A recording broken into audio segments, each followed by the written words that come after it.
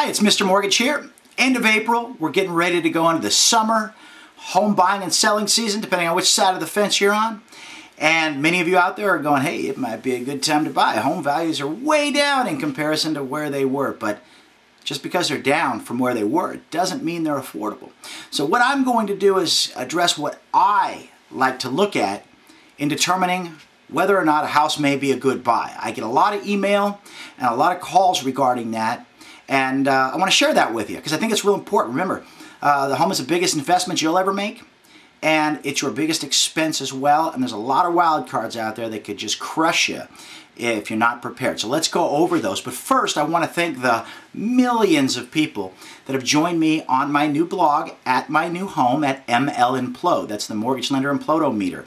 If you go onto the homepage, you'll see my head in a big yellow star, or my big head in a yellow star, depending on how you want to look at it. Click that. That'll take you to my blog. We're having fun. We're building a vibrant community together. We want you to be there. As a matter of fact, enter your email address up on top and you can get the updates at the end of every day instead of having to go on every day. But we'd like to have you there real time, of course. So, housing is down considerably in all states over where it was a couple years ago. But is it affordable? I mean, what makes a good housing market? What makes housing affordable? Interest rates, perhaps jobs, the broader economy. As interest rates drop, people can buy more home. As more people have jobs, more people can buy homes. As the broader economy is humming along, more people are willing to speculate, perhaps on second vacation homes and investment properties. And all those things make for a good housing market and affordability. And right now, all those things, of course, are going against us.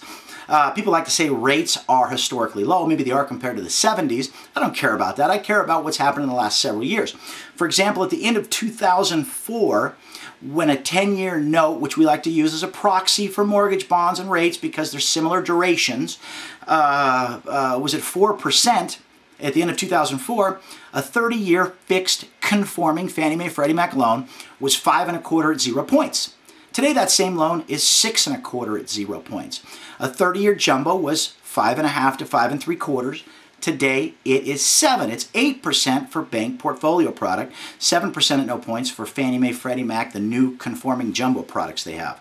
As a matter of fact, a 5-year interest-only jumbo loan, which is now considered exotic, was 4.25 to 4.5%, 25 to 50 basis points over U.S. Treasuries. What were you investment banks thinking? 25 basis point spread over U.S. Treasuries. Those are supposed to be the safest investment. So, you know, things were priced a little bit too low, needless to say. Now, things are pricing in risk appropriately. You know, we have risk inherent with mortgage loans. Things happen. Mortgage loans go bad. Now we're seeing all the bad effects of it. Negative equity, leading contributor of loan default, and so forth. So perhaps now they're pricing things right, and perhaps that's why some of these mortgage bonds Fannie and Freddie put out, which are supposed to be AAA, are trading at 90 to 92 cents on the dollar. Maybe the market's finally getting it right for a change. Remember, price is the best risk mitigator, and perhaps they're finally pricing things how they should have been priced all along, but that's for a different topic. Between 02 and 07, affordability surged. We had lower interest rates, as we just discussed, stated income, no doc, no ratio loans, second mortgages to do away with down payment, higher debt-to-income ratios. These things are all gone overnight. We're a 30-year fixed payment rate society now with a down payment. We haven't seen this. Well, we saw this for decades leading up to the turn of the century, but now we don't have any exotics anymore. So everything has changed. That same piece of property isn't necessarily as affordable or more affordable because the price dropped. We got to see what happened in the past, learn from that, and figure out how to value these properties going forward. I'm going to tell you what I like to look at and what I always like to look at. Even during the bubble years, I like to look at this.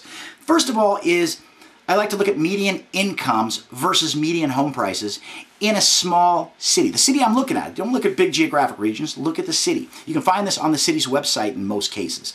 So, that is so you can determine whether the median person in that city can buy the median home. Over time, they can, but now they sure can't in most places in the state of California still. As a matter of fact, I will look at a large geographic region here, Northern California.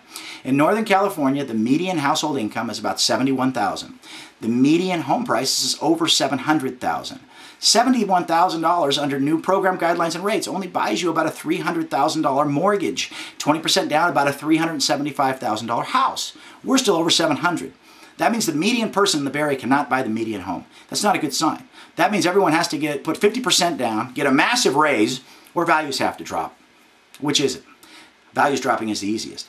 Second thing I like to look at is, can I rent the home for my mortgage indicator? Real simple. If I had to leave tomorrow, can a renter pick up the mortgage payments?